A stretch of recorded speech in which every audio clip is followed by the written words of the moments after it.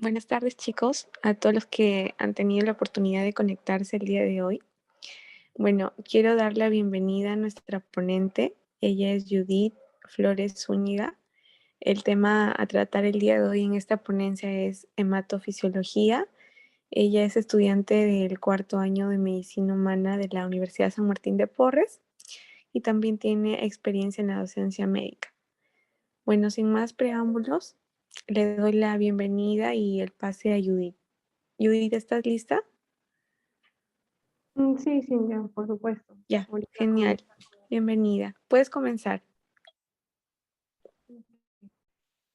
Bueno, el día de hoy les traigo el tema de hematofisiología, ¿no? Como ya me presentaron, mi nombre es Judith Flores Zúñiga y bueno, voy a estar brindando lo que es esta ponencia el día de hoy, ¿no? Bueno, para empezar, dentro de las generalidades vamos a tener, como es un tema de hematofisiología, vamos a tratar lo que es la sangre y en este caso sus componentes, ¿no? El azar es lo que de manera general encontramos dentro de lo que vienen a ser los vasos sanguíneos, ¿no? Y está en una composición del 6 al 7 litros, ¿no? Dentro de nuestro cuerpo, el cual equivale a un 7 a 8% del peso corporal total, ¿no? Asimismo, esta sangre va a estar conformada por células. Vamos a tener, por ejemplo, a los eritrocitos, o también conocidos como hematíes o glóbulos rojos, y también a los leucocitos. ¿Quiénes vienen a ser los leucocitos? Vamos a tener, por ejemplo, a lo que vienen a ser los basófilos, los eosinófilos, los linfocitos, los monocitos, y lo que vienen a ser los neutrófilos, ¿no? En este caso, debido a su presentación, vamos a tener, en este caso, por ejemplo, a los que vienen a ser los polimorfos nucleares o también granulocitos conocidos, en los cuales vamos a tener a los basófilos, a los eosinófilos y también a los neutrófilos. Sin embargo, los linfocitos y los monocitos, en este caso, como no presentan granulaciones, van a ser conocidos como mononucleares, ¿no? Y estos van a ser los monocitos como los linfocitos, ¿no? Como se lo puede ver acá. Y estos leucocitos están en una concentración de menos del 1% en nuestra sangre, ¿no? Y a su vez, en un porcentaje dentro de este 1% a predominancia de lo que vienen a ser de neutrófilos, ¿no? Igual acá encontramos también su composición, ¿no? En porcentaje. Y cuando ustedes vean un hemograma, por ejemplo, les va a venir un recuento o un valor referencial de cada uno de ellos, ¿no? Bueno, como estaba mencionando, en la sangre vamos a tener células, como lo vienen a ser los eritrocitos, los leucocitos que ya mencionamos, y también los trombocitos. Los trombocitos vienen a ser lo que son las plaquetas, ¿no? Y más lo que es el líquido, que es el plasma, ¿no? En este caso, esta muestra que le encontramos aquí, ha sido centrifugada, ¿no? O sea, ha sido puesta una máquina y en las cuales se van a separar lo que vienen a ser los hemocomponentes, ¿no? En este caso de la sangre, que vienen a ser las placas y y el hematocrito, ¿no? Asimismo, también vamos a encontrar una leve capa, acá en este caso, de glóbulos blancos, que va a estar constituido por glóbulos blancos y plaquetas. Dentro del plasma de esta porción vamos a encontrar lo que es el 90% en sí va a estar conformado por lo que viene a ser agua, ¿no? O el solvente en este caso. Y dentro de ello vamos a encontrar también en este agua va a estar disuelto ciertos solutos, ¿no? Que equivalen a lo que queda, a un 10%. Dentro de los solutos vamos a encontrar a proteínas y estas proteínas eh, también vamos a encontrar a lo que proteínas, perdón, como lo son las albúminas y las globulinas, ¿no? Y dentro de estas proteínas que vienen a ser albúminas, tanto como globulinas, vamos a tener que las globulinas, en este caso pueden ser componentes inmunes que pueden estar producidos por los linfocitos B, ¿no? En este caso que crean lo que son las inmunoglobulinas, o si no, no inmunes, ¿no? Como por ejemplo las proteínas transportadoras que encontramos en la sangre, ¿no? Como viene a ser, por ejemplo, la transferrina que transporta fierro, o también la proglobina, que transporta lo que viene a ser la hemoglobina, disueltos, en este caso en el agua, y que van a formar el plasma, aparte de las proteínas, vamos a tener también electrolitos. Electrolitos como por ejemplo el sodio, el potasio, el calcio, el cloro, el magnesio, el bicarbonato. También vamos a encontrar disueltos ciertos gases, ¿no? Como por ejemplo el dióxido de carbono, el oxígeno, etcétera. Y también vamos a tener disueltos, acá he puesto etcétera, pero también se considera lo que son sustancias nutritivas, como por ejemplo los aminoácidos, la glucosa, los lípidos. También vamos a tener sustancias reguladoras, ¿no? Como solutos. Por ejemplo, las enzimas, las hormonas y sustancias nitrogenadas, como por ejemplo la urea, la creatinina, las sales de amoníaco, etcétera, ¿no? Y hay que diferenciar muy claro lo que viene a ser el plasma del suero, ¿no? El suero es básicamente todos los componentes que hay en el plasma, a excepción de que se le va a eliminar lo que vienen a ser los factores de coagulación, ¿no? Porque estos de acá van a estar involucrados en lo que viene a ser, bueno, como su mismo nombre lo dice, el proceso de coagulación que vamos a ver más adelante, ¿no? Si nosotros, como yo les mencioné, tomamos, por ejemplo, sangre y la metemos a un tubo, la procedemos a un proceso de centrifugación, vamos a separar, ¿no? En este caso, el plasma que viene a constituir el 55 o el 60% con respecto a toda esta muestra, ¿no? Y las plaquetas más los glóbulos blancos el 1%. El hematocrito, en este caso que viene a ser el volumen compacto del número de células, van a variar, ¿no? Dependiendo si es una mujer puede ir de 32 a 47 y en el hombre puede ir de 40 a 52. Asimismo, como ya lo hemos mencionado, el hematocrito, tanto como el recuento de eritrocitos, va a estar en función del sexo de la persona, ¿no? Si es hombre o mujer, debido a que, bueno, las mujeres tendemos a perder más sangre a lo que es la menstruación, ¿no?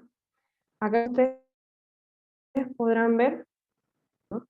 En las proteínas que equivalen al 7%, tenemos las globulinas, las albúminas, el fibrinógeno, la protrombina. Tanto el fibrinógeno como la protrombina vienen a ser partes de lo que vienen a ser los factores de coagulación, ¿no? O proteínas en este caso que intervienen en el proceso de coagulación. Asimismo vamos a encontrar otros solutos, como ya les mencioné, y acá también van a tener en los elementos formes las plaquetas, los leucocitos y los eritrocitos. Aquí con su respectivo porcentaje equivalente a lo que viene a ser su composición, ¿no? En, esta, en este tubo. Bueno, para empezar a hablar, vamos a hacerlo sobre los eritrocitos, ¿no? En este caso, la morfología de los eritrocitos van a tener un diámetro no específico que puede ir como valor referencial 7.8 micrómetros de diámetro, ¿no? Y, ¿cómo se llama? En sus bordes, como lo vemos de manera lateral, va a tener dos partes más gruesas, que en sus dos partes más gruesas van a tener un ancho de 2.5, en este caso, microgramos, micrómetros, perdón. Y en el centro vamos a tener una concavidad o un hundimiento, ¿no? Que es de 0.8. Su forma, vamos a ver que es un disco bicóncavo, ¿no? Bicóncavo porque tiene dos extremos, bueno, una concavidad en el interior, ¿no? Y, bueno, su forma, esta forma le va a permitir deformarse, ¿no? Ir a través de los diferentes vasos sanguíneos, como pueden ser las arterias, hasta lo que vienen a ser los capilares, ¿no? Le va a permitir deformarse y volver a su estado natural, ¿no? Asimismo, también va a soportar la fricción que hay en los capilares, en los diferentes lechos sanguíneos, ¿no? En este caso, lo que también le ayuda a soportar eso van a ser las proteínas que contienen en su bicapa lipídica que está formando, ¿no? Vamos a tener, en este caso, eh, proteínas que van a estar adheridas, que pueden ser proteínas integrales de membrana, que están adheridas en todo su ancho a lo que es la lipídica, o si no, proteínas periféricas, ¿no? Dentro de, por ejemplo, estas proteínas, vamos a encontrar a las proteínas integrales, que van a ser las proteínas en banda. En banda 3 se denominan. Va a estar atravesando toda la bicapa lipídica y es importante porque se va a fijar a lo que es la hemoglobina, en este caso, ¿no? Y vamos a tener también dentro de estas proteínas importantes a lo que viene a ser la glucoforina, que también se encuentra atravesando toda la capa lipídica, que va a fijar lo que es el citoesqueleto de todo este eritrocito, ¿no? Además, debemos mencionar que este eritrocito no contiene lo que vienen a ser orgánulos, ¿no? No contiene ninguno de ellos. Dentro de las funciones en este caso, es transportado a través de lo que viene a ser la molécula de hemoglobina.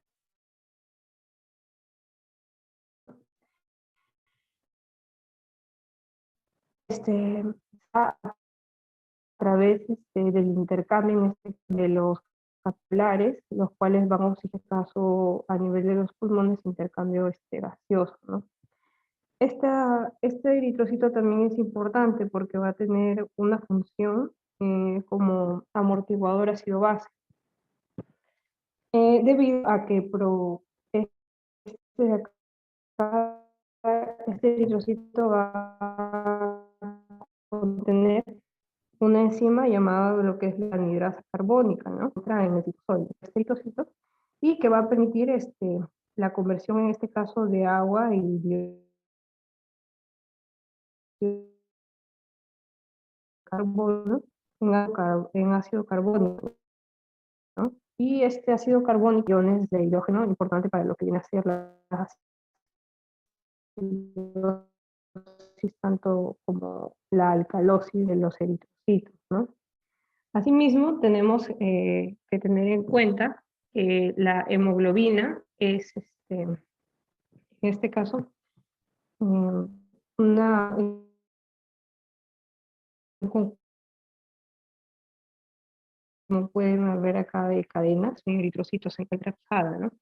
Y esta hemoglobina, dentro de la línea, se puede decir la línea sanguínea de los eritrocitos, la vamos a encontrar conformándose a partir o uniéndose a través de un proeritroblasto recién, ¿no? No va de frente a lo que es un eritrocito maduro. Eso lo veremos con más detalle más adelante. Bueno, dentro de la hemoglobina vamos a tener su formación, ¿no? La formación es a partir de succinil-CoA, que es un elemento que proviene del ciclo de Krebs, más lo que viene a ser una glicina. En este caso, la glicina viene a ser producto de lo que es el metabolismo. La succinil-CoA y la glicina se unen para formar lo que es un pirrol, ¿no? Acá, como lo podemos ver, este es un pirrol, ¿no? Y estos pirroles, en este caso 4 pirroles, se van a unir para formar una protoporfirina, ¿no? Y esta protoporfirina añadida al centro, en este caso acá podemos ver lo que es el hierro, como lo ven acá, va a estar unida mediante 4 nitrógenos, 3, 4, como lo estamos viendo en esta imagen, ¿no? Para formar la protoporfirina más el hierro, en este caso en estado ferroso, van a formar una molécula de hemo, ¿no? En este caso van a formar una molécula de hemo. O bueno, un grupo, lo que conocemos como grupo hemo, ¿no? Asimismo, este hemo van a ser unido a una cadena de polipéptidos, ¿no? Que vienen a ser la unión de más de 10 aminoácidos, para formar lo que es cadena alfa o beta, dependiendo del tipo de hemoglobina que sea, ¿no? Y asimismo, vamos a tener que estas dos cadenas, o sea, puede ser dos alfa o dos beta, que van en total a formar cuatro anillos o cuatro cadenas acá en total, como lo podemos ver en la imagen, van a formar lo que es una hemoglobina. En esta hemoglobina podemos ver, esta por ejemplo es una hemoglobina alfa, ¿no? Que tiene dos cadenas alfa. Acá vamos a tener una cadena alfa 1, otra cadena alfa 2 y dos cadenas beta. Cadena beta, cadena beta 1, beta 2, ¿no? Que cada uno, como yo les mencioné, va a tener su grupo hemo. Y este grupo hemo va a estar formado por lo que es el hierro más la protoporfina que se encuentra acá en el centro, ¿no? Y es importante el fierro porque este fierro va a estar unido a lo que viene a ser el oxígeno, ¿no? Por eso es que acá abajo he puesto que en este caso de hemoglobina, como tiene cuatro fierros, tiene cuatro oxígenos, cuatro moléculas de oxígeno.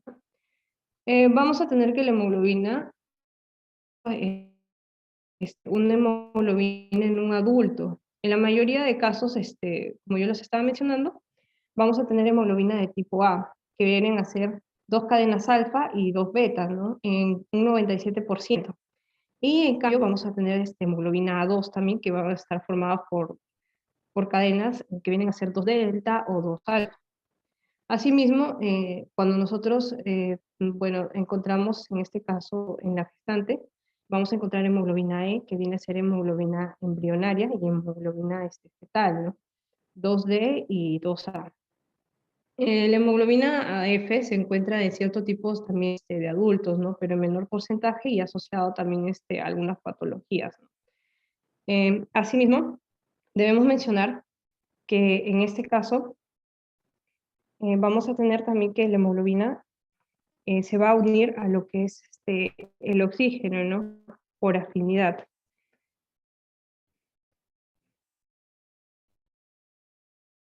Encontramos aquí de manera importante, por ejemplo, a la curva de disociación de la hemoglobina, donde vamos a encontrar ciertos estados en los que, bueno, patológicamente se encuentran más asociados, ¿no?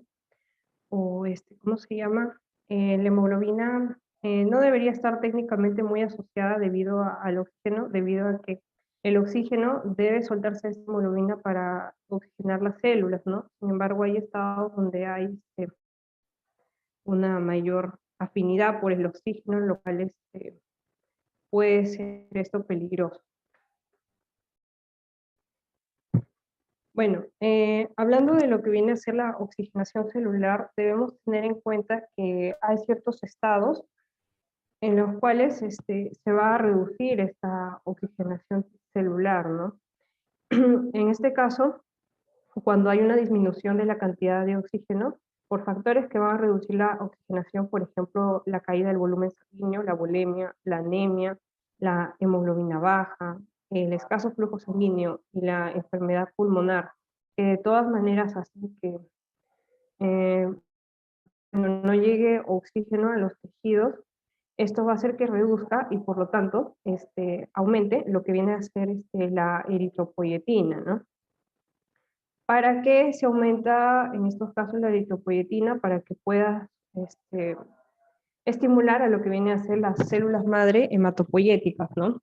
Debido a que debemos suplir estas demandas de oxígeno en el organismo, mediante, en algunos casos lo hacen, aumentan la cantidad de eritrocitos, ¿no? Así como, y viene a ser lo que es el linaje de proeritoblastos hasta formar eritrocitos maduros, ¿no? Más adelante hablaremos sobre el mecanismo por el cual la eritropoyetina hace, en este caso, o aumenta lo que viene a ser la producción de glóbulos rojos, ¿no? En este caso, ahora vamos a hablar de lo que viene a ser la eritropoyesis, ¿no?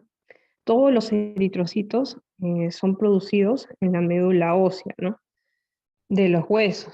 Pero, sin embargo, cuando nosotros nos encontramos Por ejemplo, en el segundo trimestre, en, en un feto lo que viene a hacer es que en el caso del feto se produce en el hígado y también lo podemos encontrar en el vaso y también en los ganglios linfáticos, ¿no? Asimismo, este proceso debemos mencionar que, por ejemplo, a partir del último mes de gestación y más adelante, con el nacimiento, se produce exclusivamente en la médula ósea, ¿no? Y antes de los 20 se produce en la médula ósea, pero de huesos largos. Después pasa, de los 20 pasa a la producción, en este caso de eritrocitos, a huesos membranosos, ¿no? Por ejemplo, las costillas, el coxis y el esternón. Y esto se debe a que conforme vamos creciendo, hay un acúmulo de tejido graso que impide lo que viene a ser producción, en este caso, de las células, ¿no? Y este proceso tarda alrededor de 5 a 7 días. Algunas literaturas lo consideran como 5 a 9, ¿no? Y todo van a ser a partir en este caso, de linaje de una célula hematopoyética pluripotencial, ¿no? Que va a dar como origen a una célula hematopoyética multipotencial. Esta célula hematopoyética multipotencial eh, debido a diferentes factores, como por ejemplo la estimulación de ciertos factores formadores, ¿no? De colonias, va a estimular a lo que es, por ejemplo, la formación de colonias linfoides, sino también a la formación de colonias de los eritrocitos, de los monocitos, los megacariocitos y todos los elementos formes de la sangre. Esto lo va a hacer a través de diferenciación y factores de diferenciación y de crecimiento, que son específicos, ¿no? En este caso, para la eritropoiesis es necesario lo que viene a ser la interleucina 3 y la 9. Asimismo, también como por ejemplo moléculas, como ya les había mencionado, como lo es la eritropoyetina, que de aumentar lo que viene a ser favorecer a la... Y bueno, una vez que esta célula hematopoyética multipotencial ha sido diferenciada o ha sido influenciada por factores de crecimiento y de diferenciación, vamos a tener células progenitoras de eritrocitos, ¿no? Este proceso, por ejemplo, en primer lugar vamos a encontrar lo que viene a ser el proeritoblasto. Este proceso lo que va a hacer es días desde proeritoblasto hacia lo que viene a ser un reticulocito, ¿no? Lo vamos a ver en sangre periférica, no, perdón, en médula ósea, a lo que viene a ser al proeritoblasto, al eritroblasto basófilo, eritroblasto policromatófilo y eritroblasto ortocromático, dentro de lo que viene a ser la médula ósea. Y en sangre periférica, a través de un frotis sanguíneo, vamos a ver a lo que es el reticulocito y el eritrocito, ¿no? En todo este proceso se va a ver cómo la célula va haciendo una condensación de lo que viene a ser su núcleo y del material genético para luego expulsarlo, ¿no? Y convertirse finalmente en un eritrocito, que es una célula anucleada, ¿no? Y este proceso de proeritoblasto a reticulocito, como ya les mencioné, está alrededor de 3 a 4 días, ¿no? Y el proceso de este reticulocito en sangre periférica para que pierda el núcleo va a ser alrededor de lo que viene a ser unas 24 horas, ¿no? Sin embargo, el reticulocito también va a permanecer algunos días dentro de la médula ósea, ¿no? Que puede ser alrededor de 1 a 2 días. Finalmente, en la sangre, vamos a encontrar que de todo el porcentaje de los eritrocitos, el 1% se va a degradar por lo que viene a ser un proceso de senescencia, es decir, por el envejecimiento de este eritrocito, ¿no? Y el 90% de estos eritrocitos que se encuentran en sangre son degradados por medio de fagocitosis en el vaso, la médula ósea y en el hígado.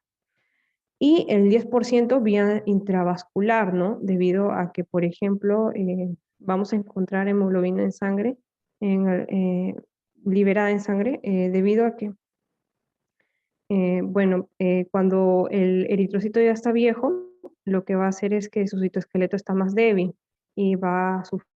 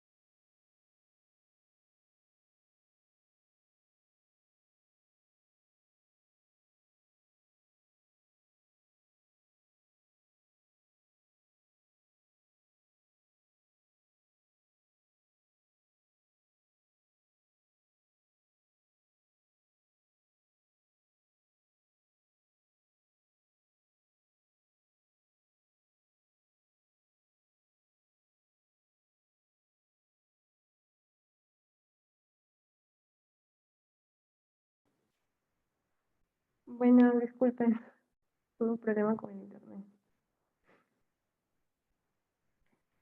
Bueno, continuemos. Como se les estaba señalando hace un momento, cuando los eritrocitos alcanzan lo que vienen a ser los 120 días o 4 meses, lo que va a hacer es que se van a ir, en este caso, al sistema de degradación y van a ser degradados a través de lo que viene a ser los macrófagos, ¿no? Y macrófagos a nivel de diferentes partes del cuerpo, ¿no? Por ejemplo, en el vaso, en el hígado, en la médula ósea. ¿Y qué van a hacer con esto? Que la hemoglobina que contenía este eritrocito se van a disociar, ¿no? Tanto el grupo hemo como las globinas. Y las globinas, por ejemplo, se van a disociar y se van a hidrolizar a aminoácidos y entrarán en un fondo común metabólico. En sí, todos los componentes de este eritrocito que ven acá, para lo que viene a ser la reutilización de sus componentes, ¿no? El hierro se va a liberar y se va a depositar, en este caso, en el vaso, ¿no? En forma de hemosiderina o también en forma de ferritina. En este caso se almacena porque lo vamos a reutilizar para la síntesis de lo que viene a ser nueva hemoglobina.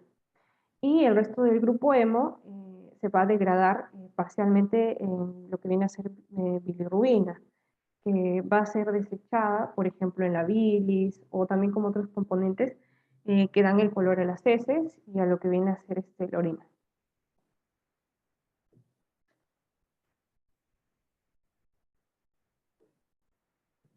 Bueno, En estos momentos hablaremos sobre componentes importantes que son necesarios para lo que viene a ser los eritrocitos, ¿no? Vamos a tener en primer lugar a la eritropoyetina. La eritropoyetina normalmente alrededor del 90% se forma en los riñones, ¿no? Específicamente acá en lo que viene a ser en la corteza por las células intersticiales, ¿no? Y el resto se forma en lo que viene a ser el hígado. El 10% se forma en el hígado. En este caso, eh, lo que vamos a tener es que la eritropoyetina, cuando hay una disminución de oxígeno, se va a estimular al aumento de la eritropoyetina y la eritropoyetina va a estimular a lo que es la médula ósea, ¿no? A través, como ya lo mencioné, en este caso, de la hipoxia del tejido, ¿no? Como no llega suficiente oxígeno o hay reducción en este caso, hay un aumento de la eritropoyetina para que la médula ósea hay un aumento de la producción de lo que viene a ser los glóbulos rojos, ¿no?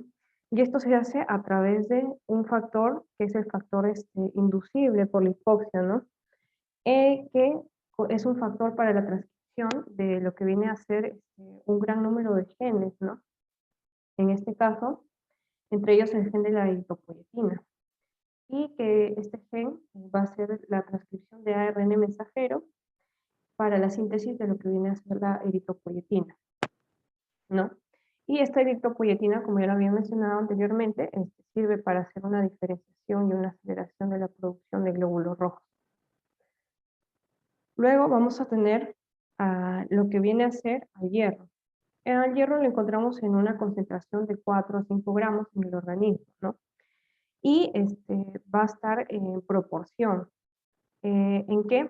Bueno, el 65% de hierro lo que vamos a tener asociado a lo que viene a ser la hemoglobina, el 4% como mioglobina y el 1% como compuestos de grupo E. El 0.1% lo vamos a encontrar en lo que viene a ser el plasma sanguíneo y el 15 al 30 lo vamos a encontrar almacenado como ferritina, ¿no? Este hierro principal va a ser absorbido, ¿no? Por el intestino y va a ser transportado a partir de la asociación con una beta-globulina, que es la apotransferrina, y se va a unir al hierro y van a formar la transferrina, que es la unión de ellos dos, y lo vamos a encontrar en lo que viene a ser el plasma. Así como la ferritina en estos casos lo vamos a encontrar al hierro almacenado, ¿no? En los tejidos. Debemos también hacer alusión que se excretan en 0.6 miligramos en el caso del hombre y en las mujeres de 1.3 al día, debido sobre todo en este caso en las heces, ¿no?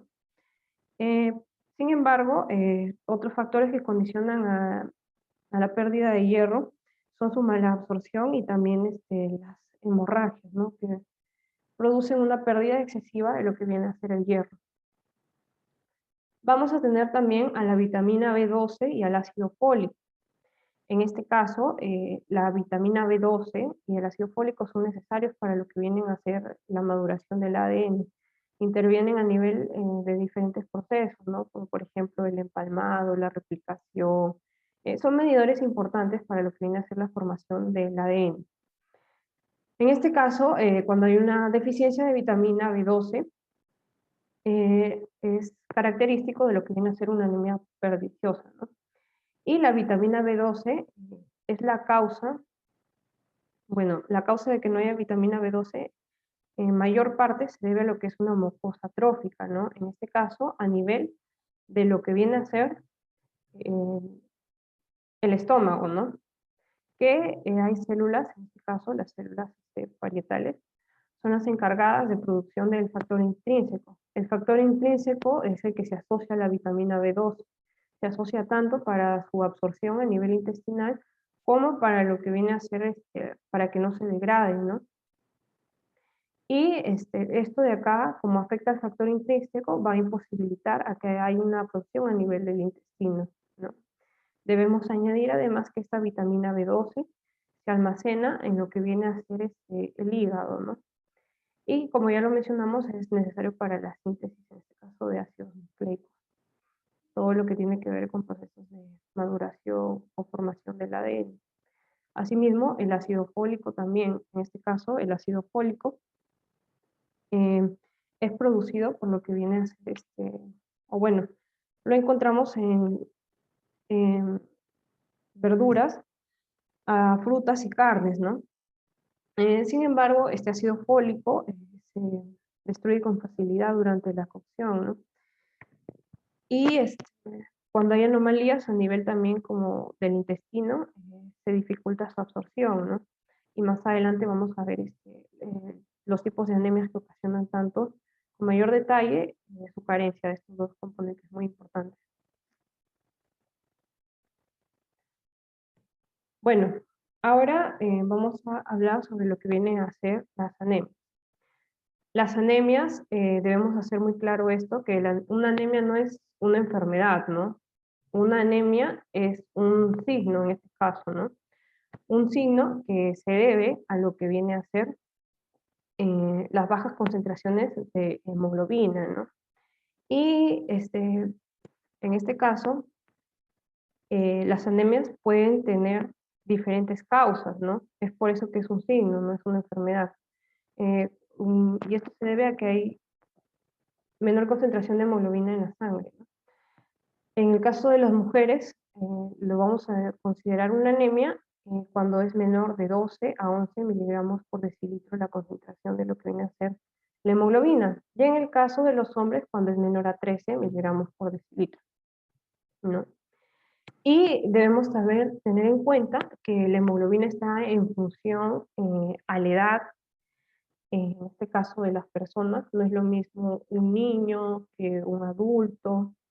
El sexo no es lo mismo, como ustedes lo están viendo acá en la parte derecha, las concentraciones para un hombre o una mujer, tampoco para el estado fisiológico de la persona, si es una persona que se encuentra, por ejemplo, con una hemorragia, algún problema, no va a tener tampoco la misma cantidad que una persona sana, ¿no?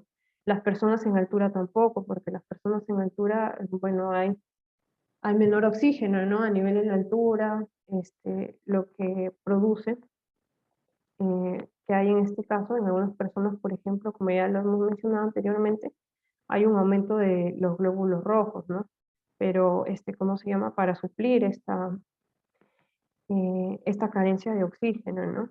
Pero, ¿cómo se llama? No se logra, en algunos casos, suplir ello, ¿no? Es por eso que las personas con altura también sufren de lo que viene a ser anemia, ¿no? En este caso, como pueden ver, la anemia también está clasificada de leve a moderada a grave. Y este es un cuadro que propone la OMS, ¿no? Como yo les dije, no es lo mismo en un niño de 6 a 59 meses de edad, de 5 a 11 años de edad, de 12 a 14, en mujeres embarazadas, no embarazadas, en varones de 15 años a más. Y acá podemos ver de manera general un rango o un criterio en este caso, de personas sin anemias, ¿no? También personas que sufren de anemia leve, moderada, grave, dependiendo de su edad. Bueno, ahora es importante considerar las anemias, ¿no? Tenemos una clasificación fisiopatológica que viene a ser por su morfología. En este caso, con su morfología vamos a tener en cuenta lo que vienen a ser las constantes hematométricas, como por ejemplo el volumen corpuscular medio, la concentración media de la hemoglobina corpuscular y la cantidad de hemoglobina corpuscular. La morfología, dentro del volumen corpuscular medio vamos a tener el tamaño individual del eritrocito, ¿no? Que puede ser normocítico, macrocítico y microcítico. Dentro de los valores normales o referenciales vamos a tener de 80 a 100 femtolitros y macrocíticos en este caso, cuando se sobrepasa estos 100 femtolitros y microcíticos, cuando se disminuye de estos 80. La concentración media de hemoglobina corpuscular está en función a lo que viene a ser el volumen corpuscular medio, es decir, está en función al tamaño del eritrocito. La concentración media de hemoglobina se define como la cantidad de hemoglobina que hay, o bueno, es adecuada para el tamaño de lo que viene a ser el eritrocito, ¿no? Y vamos a tener, por ejemplo, normocrómicas de 28 a 32 picogramos, o hipocrómico, que viene a ser menor, de 28, ¿no? Luego de ello vamos a tener en cuenta estos dos criterios sobre todo, que vienen a ser los más importantes para hacer un diagnóstico de anemia, ¿no? A través de lo que viene a ser su morfología en un frotis periférico. Teniendo en cuenta, por ejemplo, vamos a dividir a estas anemias en tres. Vamos a tener en normocítica, normocrómica, es decir, en los que el volumen corpuscular medio, tanto como la concentración media de hemoglobina corpuscular, van a ser normales, ¿no? Normocíticos y normocrómicos. Y esto se debe a que, por ejemplo, puede haber una lesión en la médula ósea, una insuficiencia renal, una enfermedad inflamatoria crónica, una ferropenia temprana, una hemorragia aguda y hemólisis. De estos de acá, la hemorragia aguda y la hemólisis suelen ser los efectos, bueno, la afección más clara, ¿no? Porque hay menor concentración de lo que viene a ser la hemoglobina. Sin embargo, cuando yo me voy a un frotis periférico y lo veo, o sea, el eritrocito está normal, dentro de sus valores normales, ¿no? En cambio, por ejemplo, si yo tengo una anemia microcítica hipocrómica, vamos a encontrar, por ejemplo, dentro de ellos a la ferropenia, a las talasemias, a las enfermedades inflamatorias crónicas también, y a las sideroblásticas, vamos a encontrar que va a estar disminuido el volumen o el tamaño de este eritrocito y, ¿cómo se llama? El color, si se puede decir, hipocrómico, va a estar más atenuado su color, ¿no? A nivel periférico. Es así como por su morfología, mediante un frotis periférico, yo puedo decir, por ejemplo, que es ferropénica, porque está hipocrómica y es pequeño, y es por eso que su color está más atenuado, ¿no? En cambio, en una normocítica normocrómica está normal, o sea, no ha afectado al eritrocito, sino está afectando a nivel de otra parte importante de lo que viene a ser la eritropoiesis, ¿no? En el caso de algunas lesiones en la médula ósea, por ejemplo, no se está produciendo el número de eritrocitos. Sin embargo, cuando lo ves en la lámina periférica, son eritrocitos normales, se producen en menor medida, por ejemplo. En el caso de una insuficiencia renal también, ¿no? Porque es tan normal, a diferencia de que, bueno, pueden haber algunas características, pero en su mayoría no. Es tan normal, ¿no? En la parte periférica, pero no se produce lo que viene a ser la eritropoyetina y es por eso que está en menor concentración lo que viene a ser la hemoglobina, ¿no? No se produce la suficiente cantidad. En una hemorragia aguda y hemólisis también hay pérdida de eritrocitos, ¿no? Pero eso no quiere decir que cuando tú lo ves en un frotis periférico esté alterado. En cambio, por ejemplo, en una anemia macrocítica normocrómica, pueden tener lo que viene a ser el mismo, en este caso, la coloración, ¿no? Pero si es macrocítico, el volumen va a estar aumentado, como ustedes lo pueden ver, ¿no? Son eritrocitos más grandes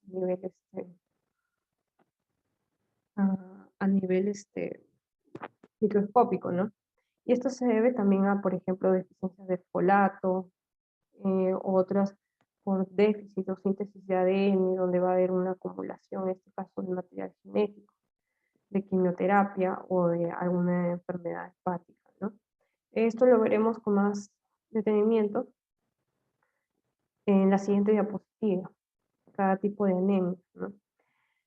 Y fisiopatológicas. Dentro de las anemias fisiopatológicas vamos a tener a lo que viene a ser las anemias hiporregenerativas y hiperregenerativas. Las anemias hiperregenerativas, en este caso, bueno, en sí, las dos, tanto la hipo como la hiper, vamos a tener que tener en cuenta el índice de producción medular, ¿no?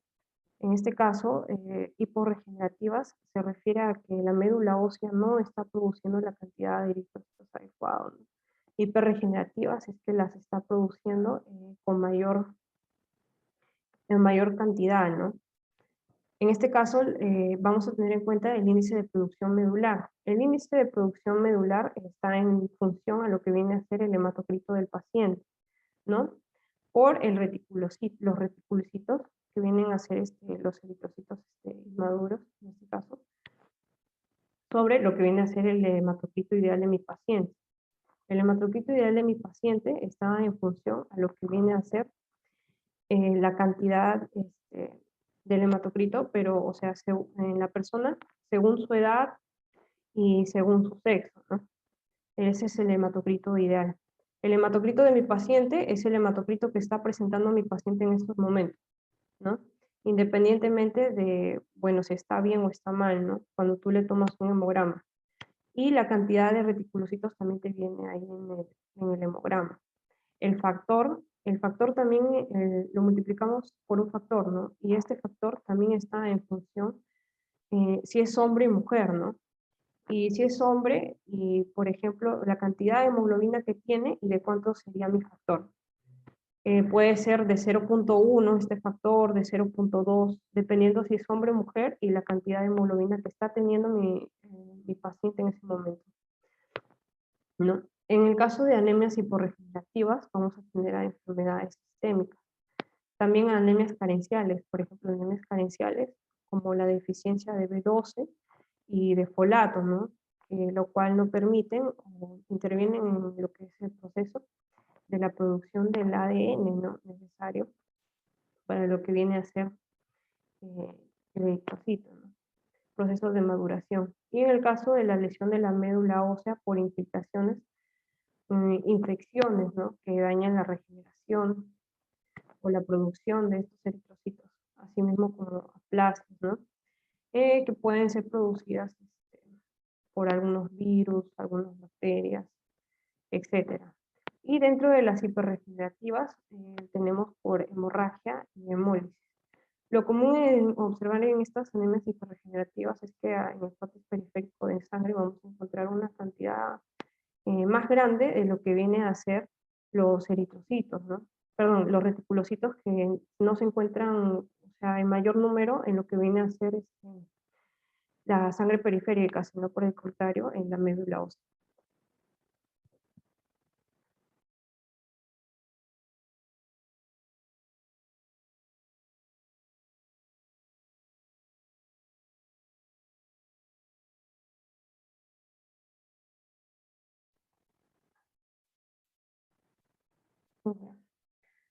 Bueno, ahora vamos a hablar de las anemias.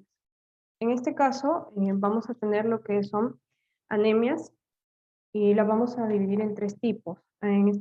Primero vamos a tener lo que vienen a ser las anemias por pérdida de sangre, ¿no? En las anemias por pérdida de sangre vamos a tener que hay pocos eritrocitos o muy poca hemoglobina en ellos, ¿no? En este caso, la anemia por pérdida de sangre, las manifestaciones clínicas van a depender de la tasa de la hemorragia, la pérdida de sangre, porque la pérdida de sangre puede ser externa o interna, y si hay un choque y un colapso circulatorio, ¿no? En este caso vamos a tener, por ejemplo, anemia por pérdida de sangre aguda, que se debe a la pérdida de lo que viene a ser un volumen intravascular, ¿no? Dentro de sus consecuencias vamos a tener un colapso o un choque intravascular, ¿no? Y en sus características vamos a tener, por ejemplo, lo que viene a ser la hemodilución, los eritrocitos van a cambiar de tamaño y de color, también vamos a tener la hipoxia que se va a estimular, y etcétera. También podemos tener pérdidas de hierro, ¿no? Y en la crónica no afecta el volumen a la sangre, ¿no? En este caso se debe, por ejemplo, por la pérdida de hierro, ¿no? Y ustedes saben que, por ejemplo, la pérdida de hierro, por cada hierro se transportan lo que viene a ser oxígeno, ¿no? Y esto es, en este caso, es a lo que nos referimos cuando hay muy poca hemoglobina en los eritrocitos, ¿no? Cuando hay una pérdida de hierro. Luego vamos a tener a lo que viene a ser las anemias hemolíticas, ¿no? vamos a encontrar las anemias hemolíticas que vienen a ser hereditarias, las talasemias, la esferocitosis, las drepanocíticas, ¿no? Dentro de las anemias hemolíticas, en primer lugar vamos a hablar de lo que viene a ser la esferocitosis.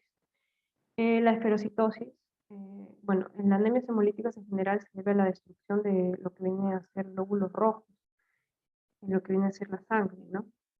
Y esto aumenta de lo que viene a ser la destrucción de eritrocitos, pueden ser hereditarios o adquiridas. Dentro de las hereditarias, debido a, por ejemplo, a que su genética no favorece a la formación de algunos genes necesarios para lo que viene a ser la formación de las proteínas de las membranas, ¿no? Y adquiridas pueden ser, por ejemplo, autoinmunes o debido a infecciones o a patógenos, ¿no? En este caso, la esferocitosis es de tipo autosómica dominante, ¿no? En este caso, si uno de los padres, quiere decir que, como es dominante, si uno de los padres, en este caso el que expresa el factor dominante, va a expresar el gen, lo va a transmitir y de manera importante va a expresar la persona o va a lo que es manifestar la enfermedad, ¿no? Y esta patología es causada por anomalías en el complejo o en la membrana, ¿no? Que viene a formar, asimismo, tanto en la membrana como también en el citoesqueleto, ¿no? Las proteínas que conforman la membrana, en este caso, que están dentro de la membrana lipídica y del citoesqueleto, ¿no? Que se adhiere a diferentes proteínas también, ¿no? En este caso, las anomalías son frecuentes en dos moléculas muy importantes que vienen a ser la espectrina y la adquirina. Asimismo, como las proteínas en banda. No sé si lo pueden ver acá, la espectrina, aquí tenemos que es parte del citoesqueleto. La adquirina, en este caso, que se encuentra formado por un complejo proteico de adquirina ah, añadida a lo que es una proteína integral que viene a traspasar toda la membrana, que es el dímero B, ¿no? Vamos a encontrar estas anomalías. Y como consecuencia de esto, va a haber que hay una pérdida en la capa lipídica del eritrocito, lo que va a hacer que no tenga la forma adecuada, ni tampoco, en este caso, una morfología normal, ¿no? Lo cual va a ocasionar la lisis del eritrocito, porque en este caso no va a ser deformable, no va a poder transportar de manera adecuada el oxígeno, se va a romper con facilidad, etc. Es por eso que se le destruye a este eritrocito, ¿no? En lo que viene a ser sangre periférica. Luego vamos a encontrar a lo que es, lo que viene a ser, ¿no? Que es de herencia recesiva. Basta que dos personas que tengan, por ejemplo, no sea un gen dominante, sino recesivo, pero que lo expresen, o sea, sean portadores, su hijo, en algunos casos, eh, por ejemplo, en uno de 4 se va a expresar lo que viene a ser esta enfermedad, ¿no? Y en este caso, la anemia drepanocítica se va a deber a que hay una alteración, en este caso de la secuencia de aminoácidos que van a conformar, ¿no? Lo que viene a ser el eritrocito, la cual va a alterar la función y tanto como sus propiedades, ¿no? Hay una polimerización anómala en este eritrocito que ven acá, de la hemoglobina, ¿no? Lo cual va a hacer que su forma sea especie de O. En este caso, hay una mutación del gen que va a codificar la beta-globulina y va a haber un intercambio de aminoácidos. En este en este caso,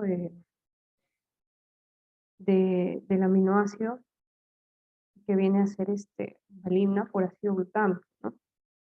Sustitución anómala, o sea, la valina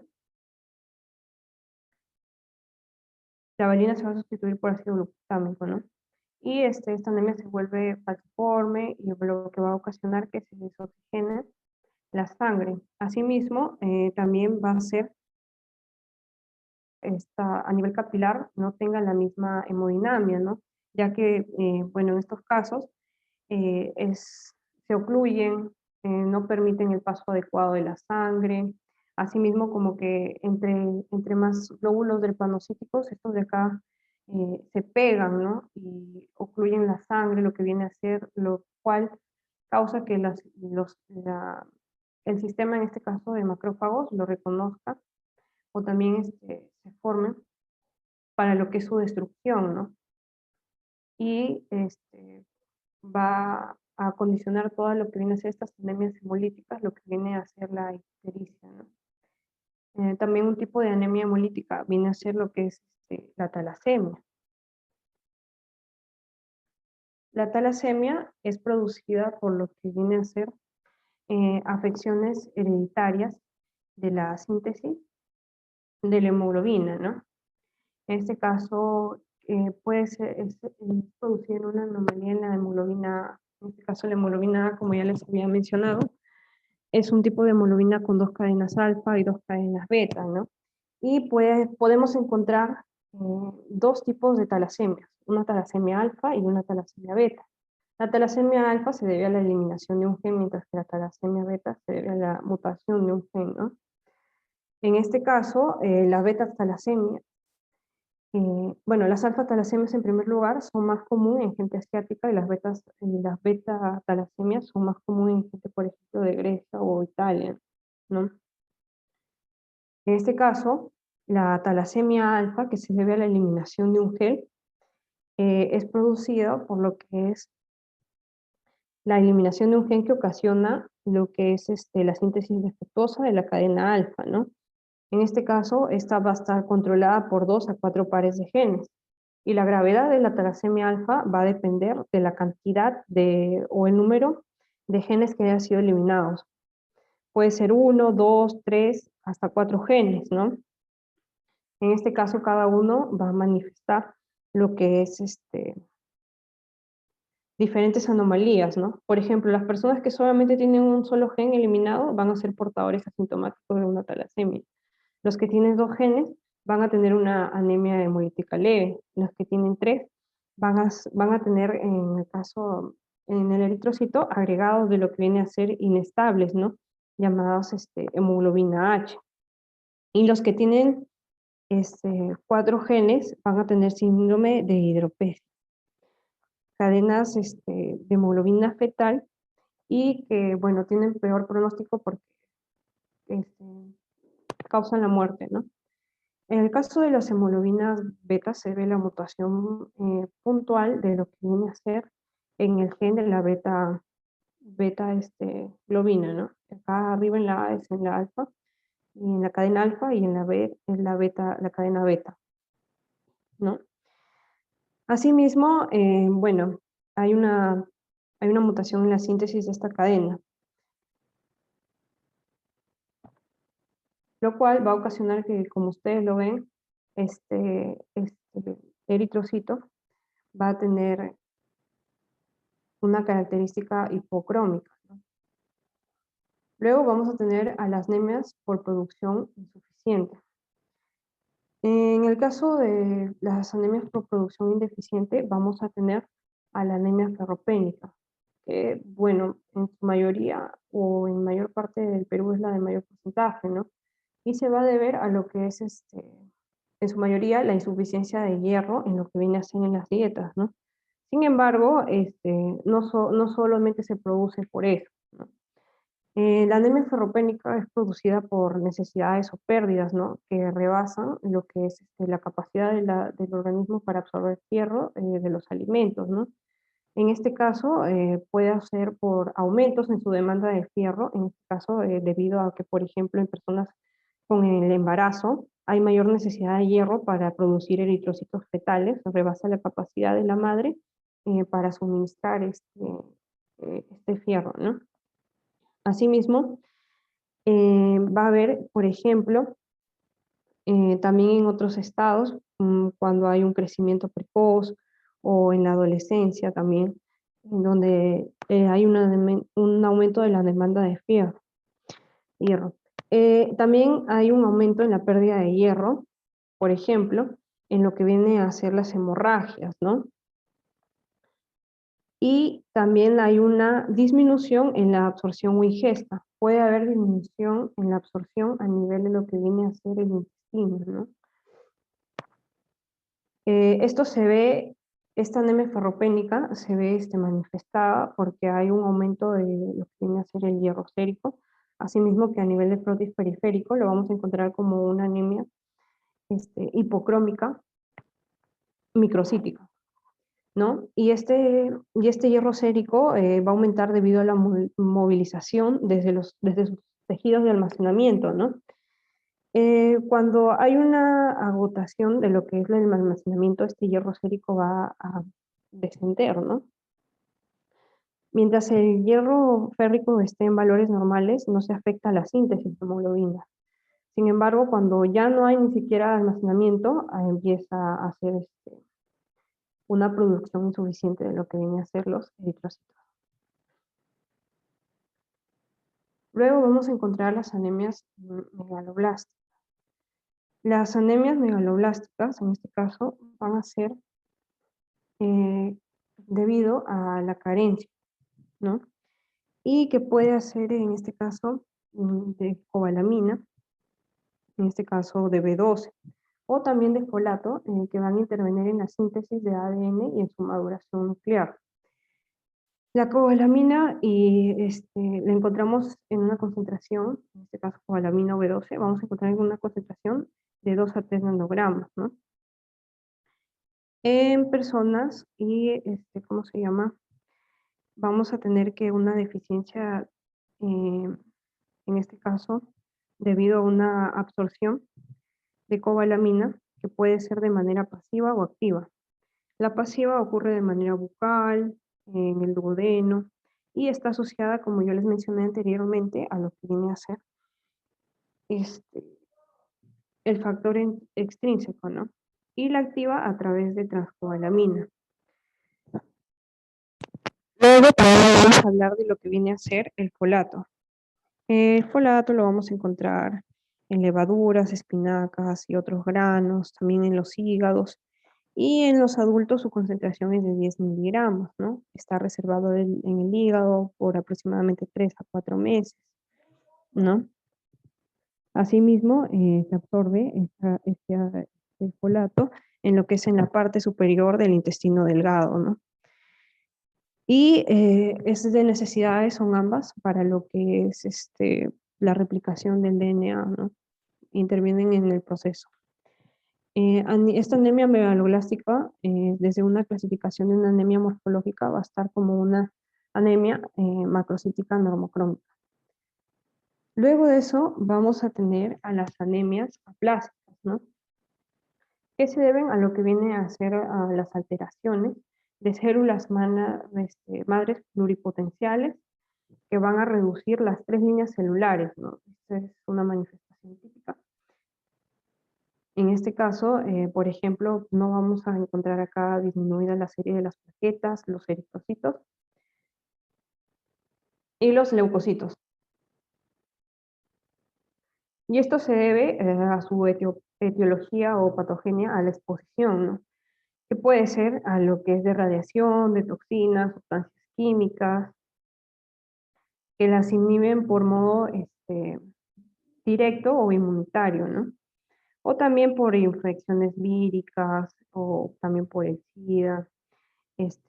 Vemos ahí su manifestación clínica, es la equimosis, las petequias, las hemorragias, etc., ¿no?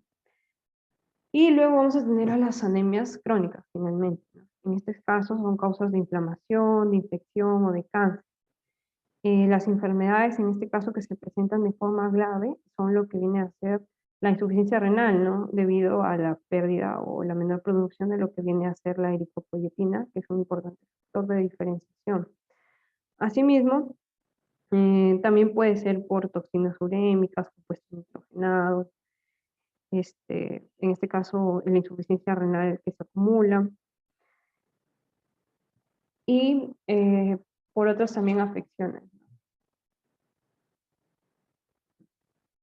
Ahora hablaremos sobre lo que vienen a ser los grupos sanguíneos.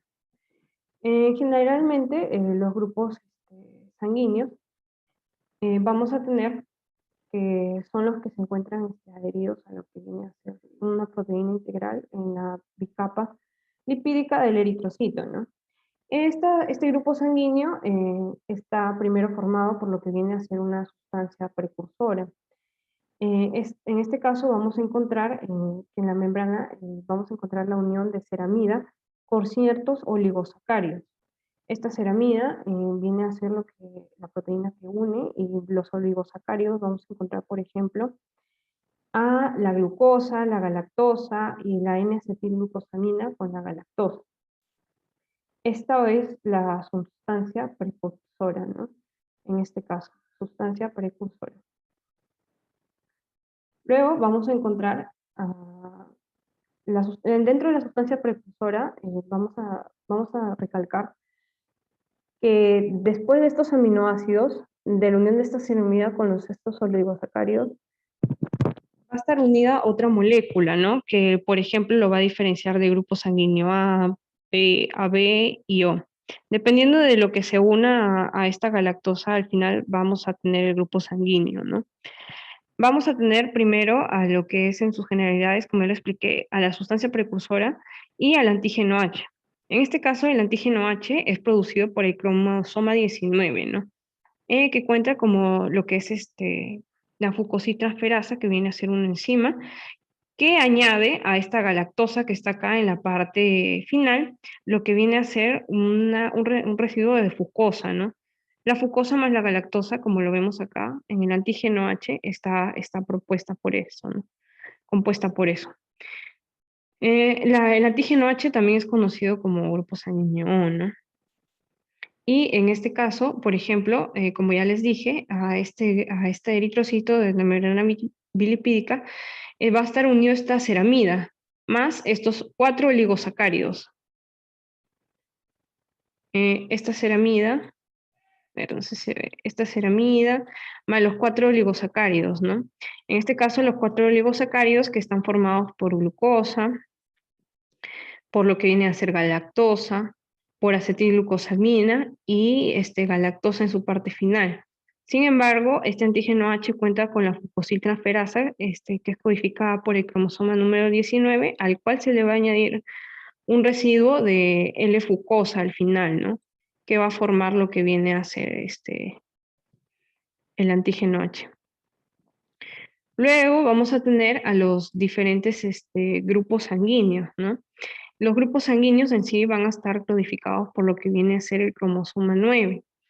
Dentro del grupo sanguíneo A vamos a tener, bueno, a grandes rasgos va a ser lo mismo, ¿no?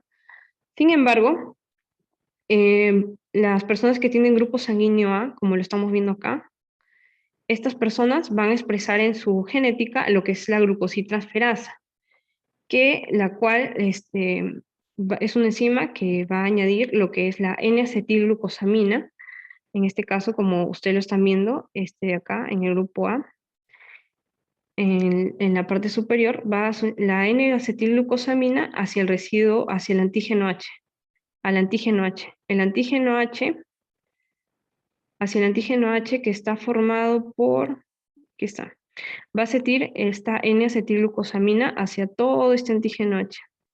Este antígeno H que está formado por fucosa, bueno, de fucosa y galactosa, ¿no? La fucosa que se añade al final de la galactosa. Y estas 4 van a formar sus oligosacáridos, ¿no? Esta galactosa más esta N-acetilglucosamina, esta otra galactosa y la glucosa, ¿no? Y van a formar en su superficie lo que viene a ser el antígeno H. Asimismo, lo mismo va a pasar con el grupo o el grupo B, ¿no? Que expresa en su superficie lo que viene a ser el antígeno B. En este caso, va a tener la molécula va a tener una galactosa transferasa que va a añadir a la galactosa final otra galactosa más, ¿no? O sea, va a añadir al antígeno H, todo este antígeno H, a una molécula de galactosa. El grupo sanguíneo AB, por su parte, cuenta con las dos enzimas, tanto con la glucosiltransferasa como la galactosa transferasa, que va a añadir una N-acetilglucosamina y también una galactosa a lo que viene a ser el antígeno H, ¿no? Este antígeno H para obtener en su superficie expresada los antígenos tanto A como B. Y el grupo sanguíneo O, que viene a ser, ¿cómo se llama? Prácticamente el grupo es el O y se expresa el antígeno H, ¿no? Como les mencioné anteriormente, es parecido, ¿no? Y, ¿cómo se llama? En este caso, vamos a tener algo que saber esto porque es muy importante, tanto como para dos tipos de reacciones, ¿no? En este caso, la reacción de tipo transfusional y la eritroblastosis fetal, ¿no? En este caso, la eritroblastosis fetal es producida por lo que viene a ser el factor RH, mientras que la reacción transfusional viene a ser producida por lo que viene a ser los antígenos expresados en la membrana de lo que viene a ser los grupos sanguíneos, ¿no? Y dentro de estas reacciones transfusionales es importante saber aquí abajo específicamente que nosotros vamos a tener un grupo sanguíneo específico en nuestra sangre, ¿no? Que va a estar contenido dentro del plasma, ¿no? Las reacciones están en función a los antígenos que nosotros tenemos en nuestro eritrocito, los antígenos que expresamos y los anticuerpos que van a estar en el plasma, ¿no? Por ejemplo, si nosotros somos del grupo A, no contamos con antígenos de grupo B en nuestra superficie, ¿no? Por lo tanto, nosotros vamos a producir anticuerpos del tipo B, ¿no? Y en este caso, a nosotros, por ejemplo, sí podemos recibir de un grupo A, ¿no? Normal, no va a pasar nada, pero no podemos recibir de un grupo B, porque dentro de bueno, en la superficie, como lo estamos viendo, en la parte de arriba del grupo B, vamos a expresar el antígeno B. Y nosotros en nuestro plasma sanguíneo vamos a tener anticuerpos este, anti, anti-B, ¿no? Lo cual va a ocasionar que haya una hemólisis de este eritrocito. Sin embargo, nosotros, por ejemplo, también en el grupo AB no nos puede donar sangre si eres de un grupo A, porque en tu superficie del AB vamos a encontrar lo que es antígenos tanto A como B. Y no puede recibir porque vamos a tener anticuerpos B, por lo tanto se va a ocasionar lo que viene a ser una hemólisis. En cambio, en el grupo sanguíneo A O, como vemos, o también llamado, en su superficie vamos a tener lo que es el antígeno H, ¿no? Y sí puede donar porque este antígeno H, bueno, no es ni A ni B, ¿no? O sea, no tiene una molécula de acetilgalactosamina al final o de galactosa, ¿no? No tiene ningún antígeno, así por decírselo. Y como producimos nosotros anti-B en el plasma, esto sí nos puede donar y por lo tanto no va a ocasionar lo que es una hemólisis. Todos los grupos sanguíneos van a producir lo contrario o anticuerpos a lo que no tengan, a lo que no expresen en su membrana, ¿no? Van a producir anticuerpos, en este caso, por ejemplo, eh,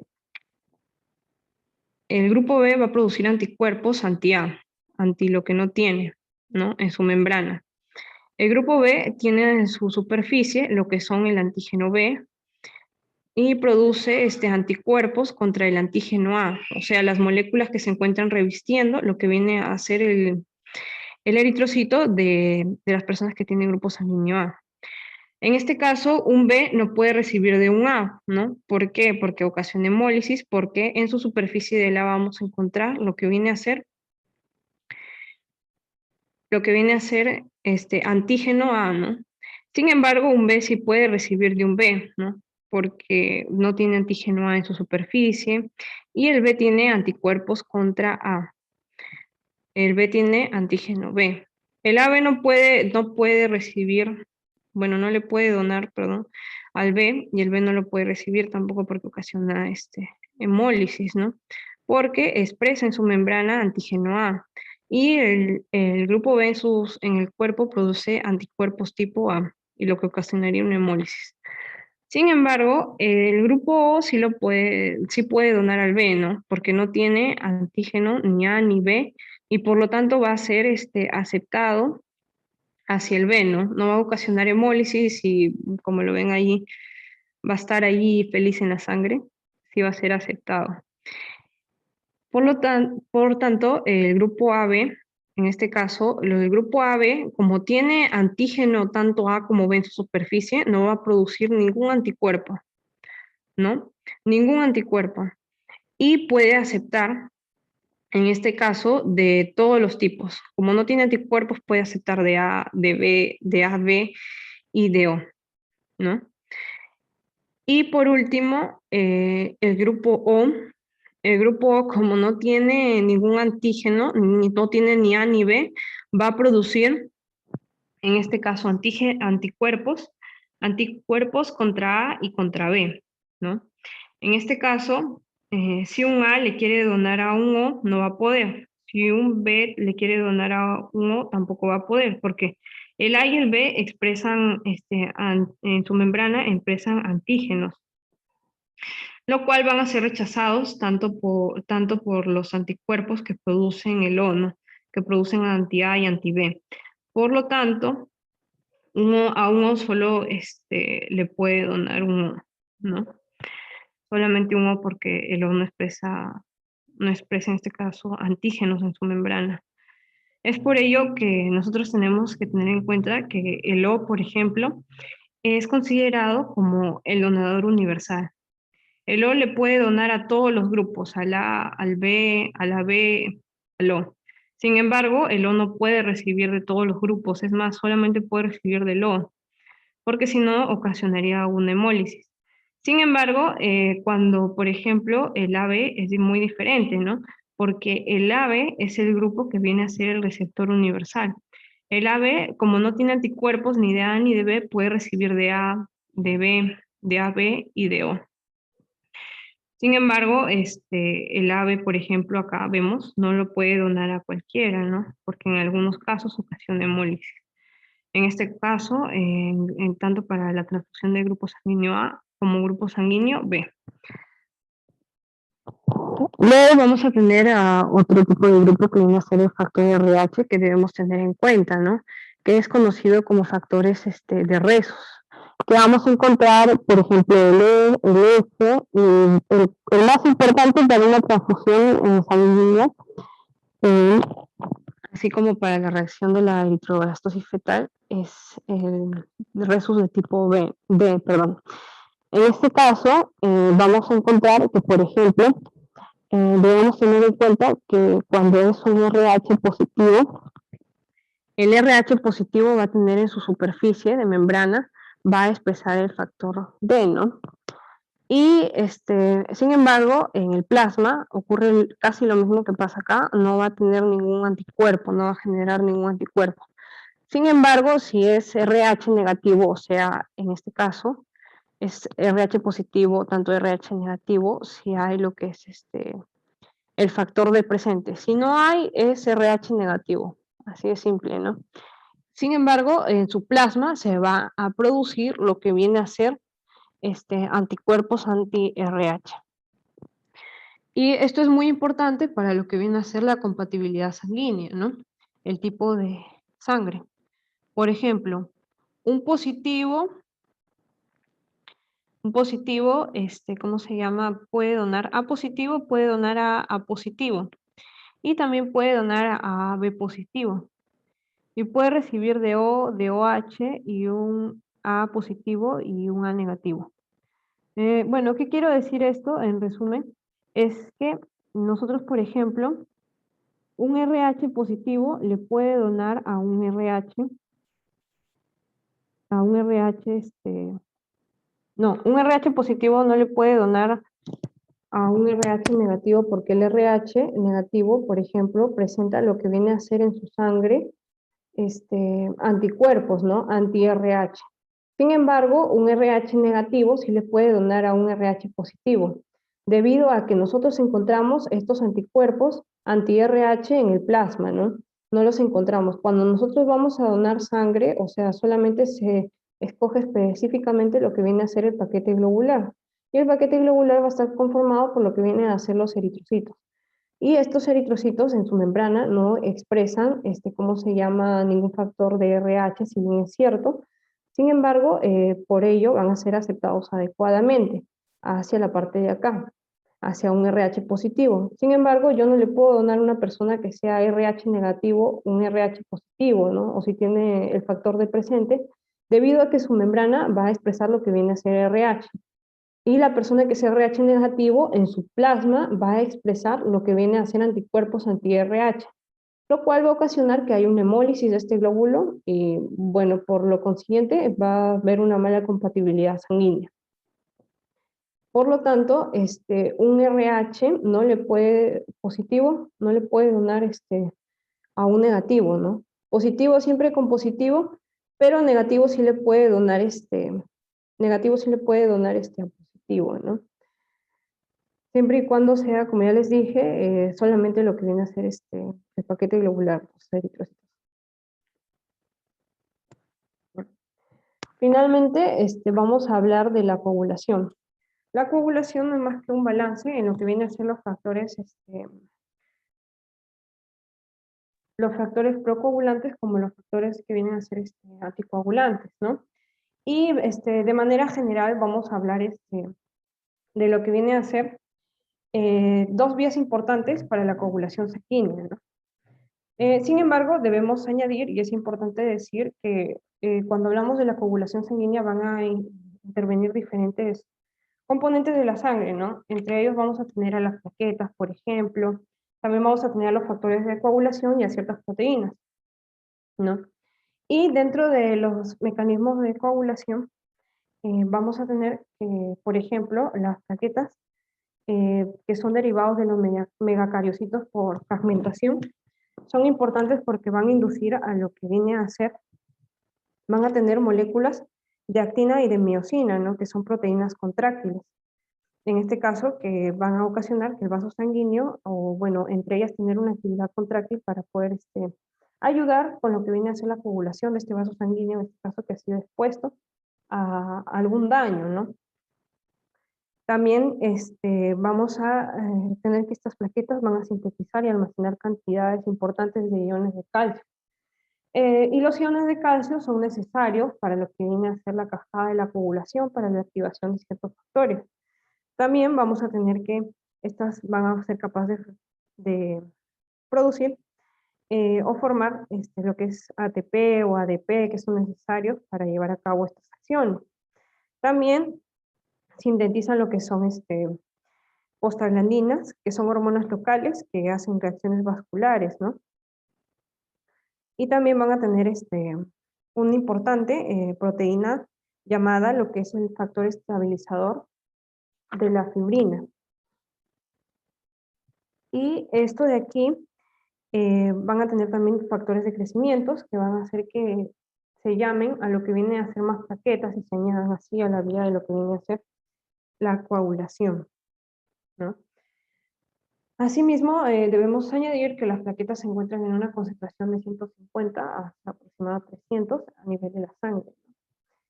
Bueno, ahora sí, hablaremos de lo que es la vía extrínseca, ¿no? En este caso, la vía extrínseca da inicio a lo que es la coagulación, ¿no?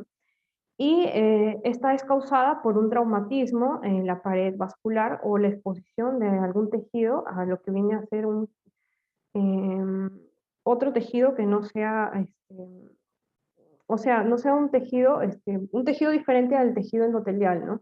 Por ejemplo, un tejido intersticial. En este caso, se debe a que hay una liberación o una expresión de lo que viene a ser el factor tisular, ¿no? A nivel de la membrana, en este caso, a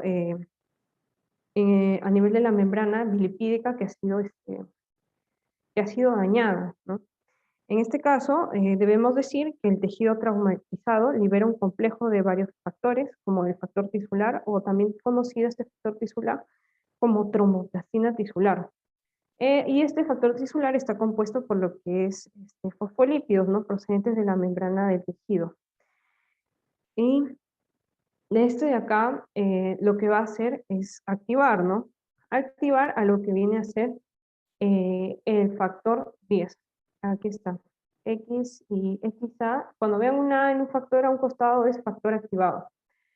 Y este factor activado se activa por medio de la participación de este factor, que es el factor 6, ¿no? En este caso, y con mediación de lo que viene a ser, en este caso, como ustedes lo ven acá, este factor, la activación del factor 6 también está mediado por la activación de calcio, ¿no? El calcio es importante para lo que es la mediación de la activación de los factores. Este factor XA, en este caso, se combina inmediatamente, ¿no?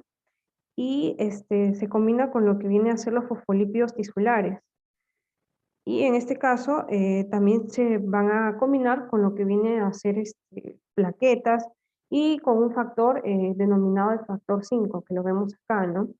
Y van a formar el complejo del XA más el factor 5, van a formar el complejo activador de la protombina. Esta protombina se va a convertir a trombina por medio de lo que viene a ser el calcio, ¿no? Por otro lado, vamos a tener a la vía intrínseca, ¿no? Y la vía intrínseca de la coagulación es el segundo mecanismo. Y en sí se demora más, ¿no? Y es causada por el traumatismo de la sangre en la exposición al colágeno. En relación con la vía extrínseca y la vía extrínseca, perdón, y la vía intrínseca, debemos decir que, por ejemplo, em, el factor tisular acá inicia la vía extrínseca, ¿no? Mientras que el contacto, en este caso, en la vía intrínseca, como lo estamos viendo acá, del factor 12, y de las plaquetas con el colágeno, en este caso, en el colágeno de una pared vascular, van a iniciar lo que es la activación de la vía intrínseca, ¿no? Y la vía intrínseca es mucho más lenta, tarda de unos 6 minutos en comparación con la vía extrínseca, que tarda solamente 15 minutos, ¿no? Y bueno, la activación o el inicio de la coagulación por medio de la vía intrínseca está regulado por un mecanismo, ¿no? Lo que va a hacer es que cuando hay un traumatismo sanguíneo hay una producción del factor 2 en este caso, ¿no? En este caso, cuando se altera el factor 12 por entrar en contacto con el colágeno o con la superficie humedecible, va a hacer que se active, ¿cómo se llama? A factor 12 activado, ¿no? Luego vamos a tener que este factor 12 activado va a activar al factor 11, ¿no? Y el factor 11 bueno, constituye un segundo paso de la vía extrínseca, ¿no? Y esta reacción requiere también, en este caso, un factor que se llama lo que es la precalciferina. Este factor 11 va a activar al factor 9 y, bueno, este factor 9 activado finalmente va a activar al factor 10, ¿no? Por medio también de un factor que es conocido como la unión del calcio, de ciertos polípidos, y del factor 8 van a llevar a lo que es la activación del factor 10. El factor 10 activado viene a ser la vía común tanto de la vía intrínseca como la vía extrínseca, ¿no? Y esto de acá hace que se active el factor 2. El factor 2 o 2 activado, que viene a ser la trombina, ¿no? Y luego vamos a hacer que haya una conversión, en este caso del fibrinógeno que se encuentra inactivo, o bueno, se encuentra en el plasma, hacia lo que es fibrina, ¿no? Y esta fibrina, vamos a tener en cuenta también lo que es el proceso de fibrinolisis, que va a ser la disolución de la fibrina intravascular a través de lo que viene a ser las plasminas y factores de coagulación. En la vía de la fibrinolisis vamos a tener que el plasminógeno se convierta a plasmina para degradar lo que viene a ser esta fibrina. Y esta fibrina va a dar por resultados a ciertos productos de degradación, ¿no? Lo cual, por ejemplo, en la sangre vamos a encontrar producto de ello al dímero D. Y eso es todo con respecto a la vía intrínseca, tanto como la vía extrínseca y a la fibrinolisis. Y para finalizar, hablaremos de ciertas enfermedades, ¿no? Unas enfermedades como por ejemplo las producidas por la deficiencia de la vitamina K.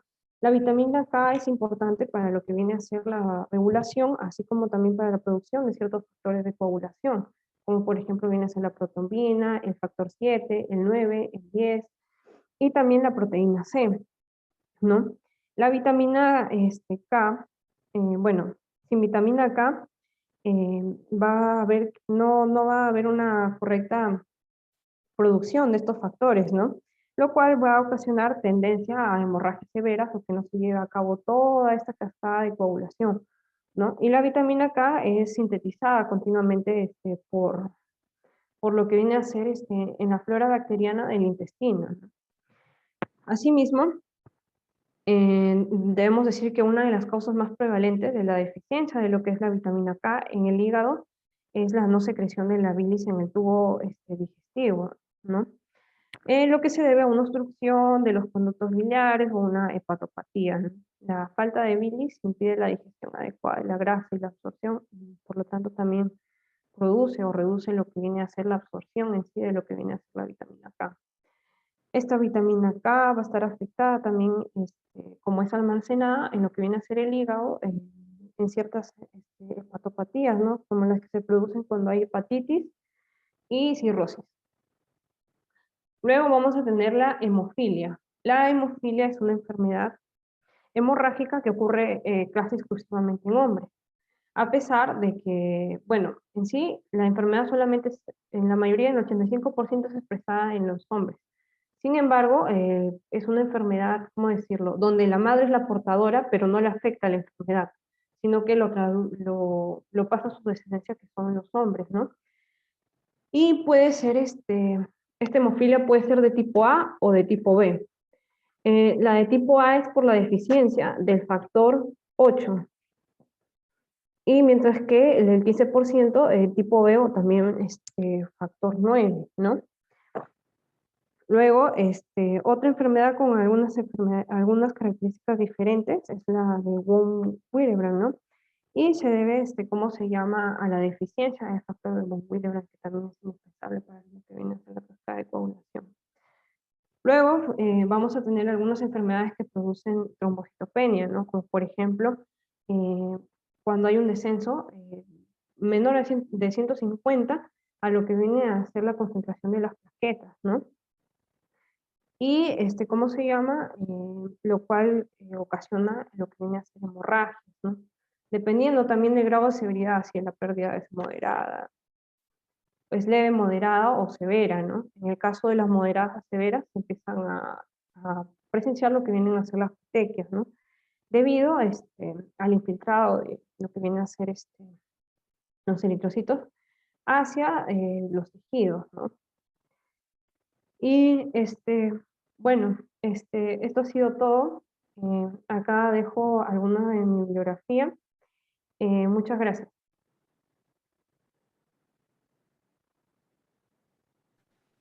Bien, muchas gracias, Judith. Avisarles a los chicos que tenemos una trivia. Ahorita se les va a pasar el link por el chat para que puedan ingresar. El que obtenga una nota mayor a 14 se le va a poder brindar el certificado. Por otro lado, nuevamente agradecerles y agradecer a nuestra ponente. Si alguno de ustedes tiene alguna duda, lo puede escribir a través del chat para que pueda ella responderlas.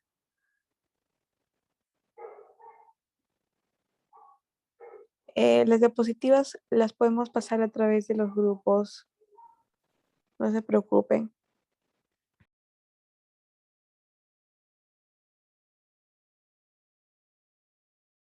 Claro, no hay problema, poco estamos ya por el grupo, lo voy a pasar.